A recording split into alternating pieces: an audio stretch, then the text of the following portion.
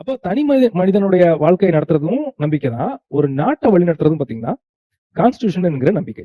So அப்போ உங்களுடைய நீங்க சொன்னதை வச்சு நான் எப்படி புரிஞ்சுக்கிறேன்னா, ஒரு மனிதன் தன் வாழ்க்கையை எப்படி அமைச்சுக்கணும்னு அவன் அவன் வச்சிருக்கிறது ஒரு நம்பிக்கை. ஒரு ஆர்கனைசேஷன், ஒரு நிறுவனம், நம்முடைய நிறுவனம் இந்த மாதிரி வரணும், இப்படி செய்யணும்னு சொல்லி அவங்க அமைச்சு கொள்ளக்கூடியதான பைலாஸ் அப்படின்னு சொல்லுவாங்க. அதுவும் ஒரு நம்பிக்கையின் அடிப்படை.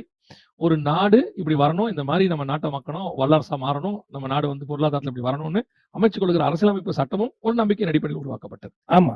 ஓகே. அப்ப எல்லாமே அடிப்படை நம்பிக்கையா தான் இருக்கு. நம்ம மனுஷ வாழ்க்கையுடைய வாழ்வாதாரம் இல்லாட்டி இதயம்னு சொல்லணும்னா அது வந்து நம்பிக்கை தான். Okay. Essence of human existence என்னன்னு கேட்டீங்கன்னா அது பிலீஃப் தான். பிலீஃப் இல்லாம எதுவுமே எந்த மனுஷனுமே உலகத்துல கிடையாது. அதனாலதான் ஆண்டவர் சொல்றாரு, நம்ம 1 யோவான் 5:4 படிக்கிறபடி, தேவனால் பிறந்ததெல்லாம் உலகத்தை ஜெயிக்கும், நம்முடைய விசுவாசமே உலகத்தை ஜெயிக்கிற ஜெயம்.